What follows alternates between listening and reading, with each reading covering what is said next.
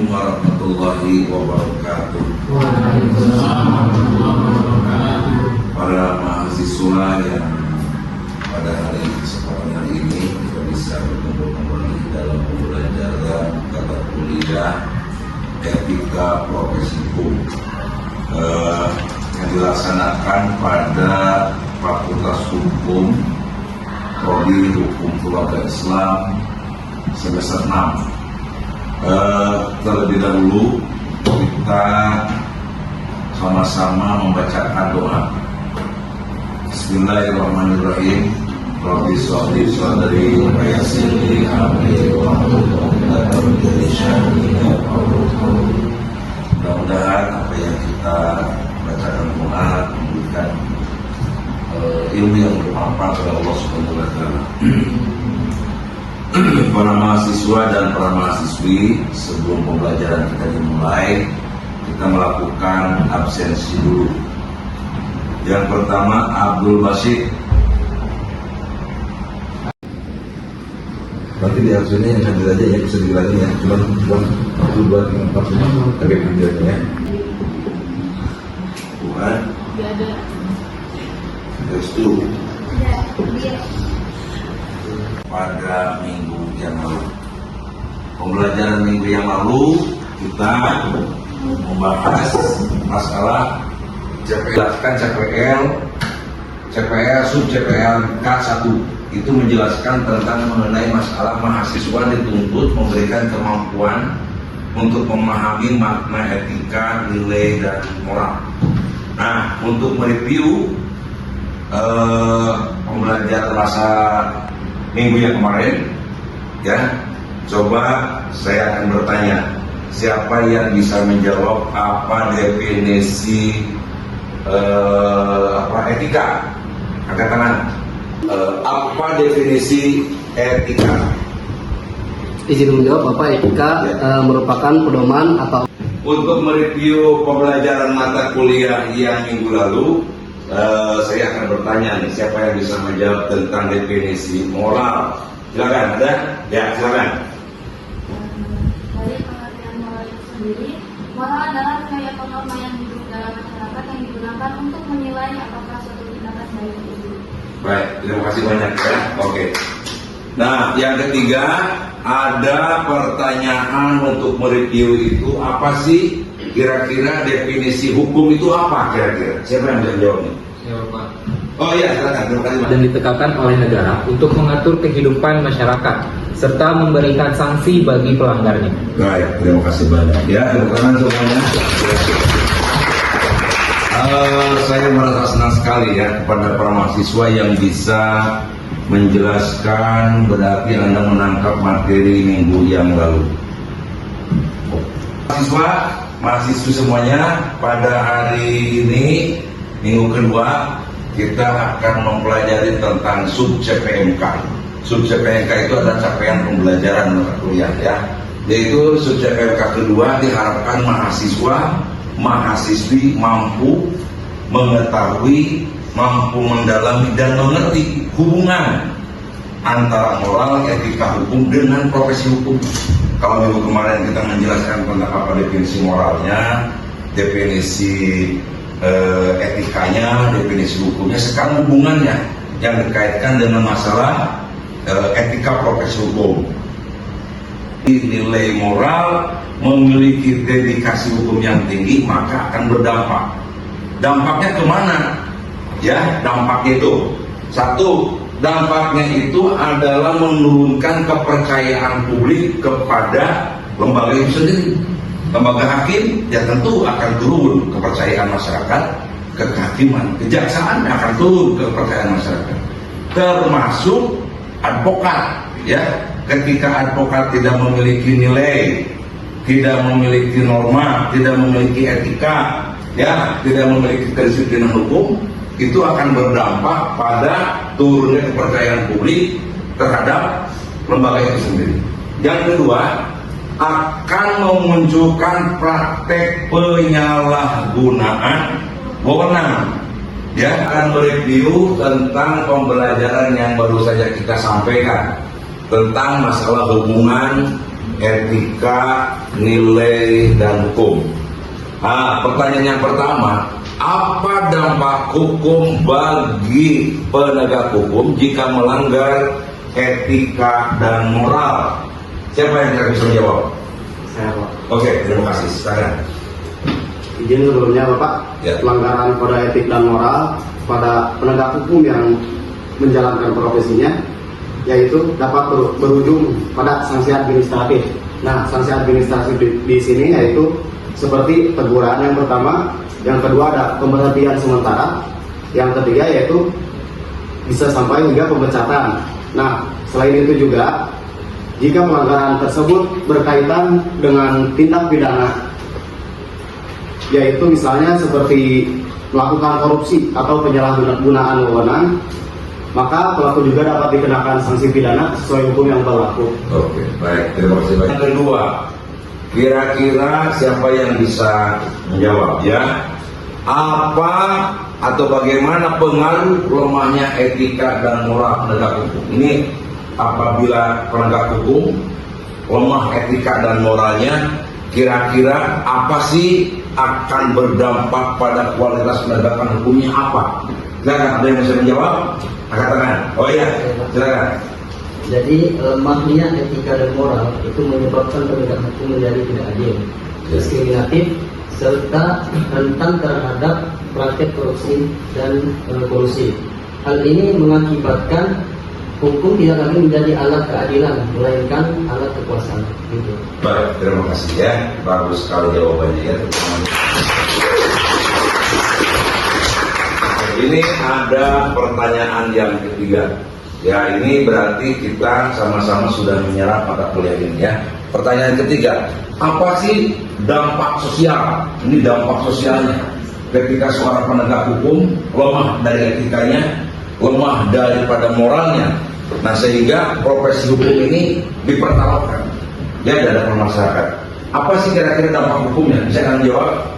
Saya Bapak. Oh ya, silakan.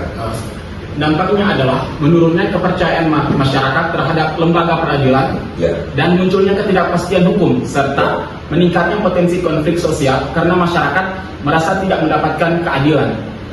Baik, terima kasih banyak ya. Terima kasih mahasiswa semuanya, berarti ini sudah bisa menangkap permasalahan-permasalahan yang ada. Kaitan masalahnya profesi hukum itu tidak bisa dilepaskan dengan masalah moderasi beragama.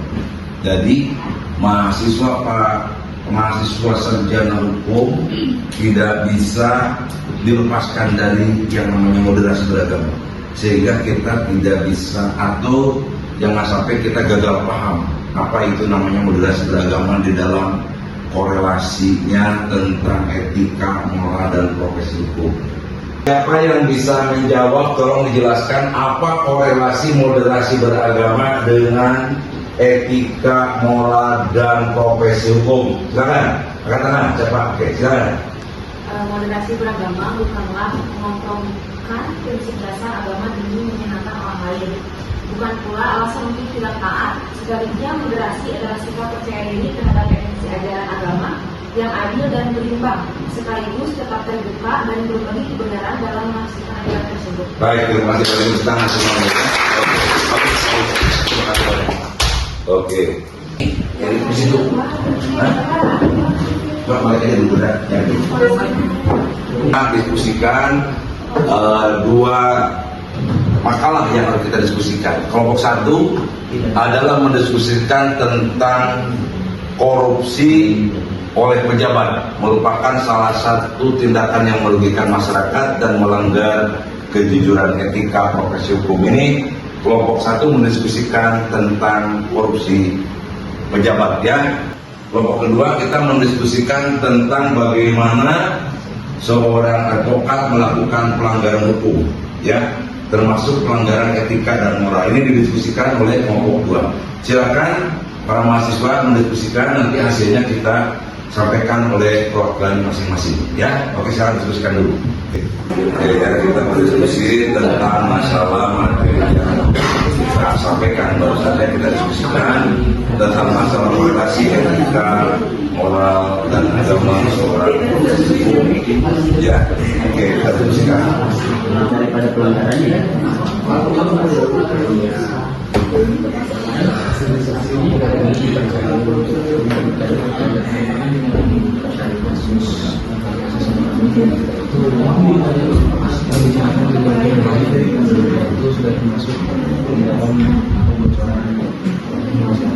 Diskusi kelompok 1, silakan. Apa jawabannya, apa kesimpulannya, silakan. Iya Pak, Ya. terkait daripada korupsi yang dilakukan oleh pejabat, tentu itu merupakan perbuatan yang merugikan masyarakat, tindakan yang dan juga menyalahgunakan kepercayaan. Perbuatan ini melanggar nilai moral, etika jabatan, serta hukum yang berlaku hingga dapat dikenai sanksi pidana. Oke, terima kasih banyak. Saya terutama semuanya. Oke. Ya. Ini kelompok 2 yang mendiskusikan tentang pelanggaran kode etik seorang advokat. Untuk menyampaikan tentang pendapat hasil diskusinya, silakan. Ya. Mungkin saya yang mewakili dari kelompok 2 untuk menjawab mengenai advokat membocorkan rahasia klien. Ditinjau dari 3 aspek, moral, etika, dan hukum. Dilihat daripada etika, itu tidak menghormati kepercayaan yang diberikan oleh klien. Sedangkan yang begitu alot, ya, mahasiswa-mahasiswi yang begitu serius untuk melaksanakan diskusi, ya, semuanya tanya jawab sudah dipahami semuanya, review materi sudah kita laksanakan. Sekarang masuk kepada sesi kuis, ya. Tolong dijawab kuis yang akan dipertanyakan. 1. Jika seseorang menemukan dompet di jalan, ya, terus dompet itu tidak dikembalikan kepada pemiliknya, nah, si pelaku tersebut apakah termasuk pelanggaran etika, apakah masuk pelanggaran moral, atau termasuk pelanggaran etika moral dan termasuk juga melanggar hukum? Coba, siapa yang bisa menjawab? Angkat tangan. Silakan, apa? Jawabannya B, melanggar moral, etika, dan dapat melanggar hukum. Oke, terima kasih banyak. Nah, ini sekarang kuis kedua. Jika seorang melakukan korupsi, ya, pejabat yang melakukan korupsi, apakah itu termasuk pelanggaran? Apa yang masuk? Apakah itu hanya etika saja, moral saja, atau pelaksanaannya itu, pelakuannya itu termasuk pelanggaran hukum juga? Mana? Silakan, silakan. Ya, silakan. Termasuk melanggar moral, etika, dan hukum. Oh, berarti lengkap semuanya, ya? Oke. Terima kasih banyak. Nah, yang kedua, nah sekarang nih, advokat. Nih jawaban tadi, advokat melakukan pelanggaran hukum yaitu membocorkan rahasia klien. Apakah itu termasuk pelanggaran etika, termasuk pelanggaran moral, atau termasuk pelanggaran hukum? Silakan katakan, yang bisa. Yang mana nih? Oh, silakan. Oke. Kesempatan. Ya, oke. Silakan. Melanggar kode etik profesi. Pelanggaran kode etik profesi. Ya, bagus. Oke. Terima kasih banyak, ya. Berarti semuanya materi sudah masuk ke dalam pemikiran kita semuanya. Secara dikuiskan sudah, semua pelaksanaan sudah kita laksanakan. Ya, artinya mahasiswa semuanya insya Allah memahami materi CPNK kedua. Oke, ya. Untuk pelaksanaan penutupan pertemuan pada hari ini, kita sama-sama membacakan surah Al-Fatihah. A'udzubillahiminasyaitonirrajim. Bismillahirrahmanirrahim. Mahasiswi pertemuan kita pada hari ini untuk penyampaian materi CPNK kedua tentang masalah mahasiswa memahami dan mengerti hubungan antara etika, moral, dan profesi hukum. Nah, untuk kesempatan hari ini semua sesi kita telah laksanakan. Mudah-mudahan kita bisa diberikan oleh Allah Subhanahu wa taala ilmu yang bermanfaat, sehat dan bisa berjumpa kembali. Assalamualaikum warahmatullahi wabarakatuh. Waalaikumsalam warahmatullahi wabarakatuh.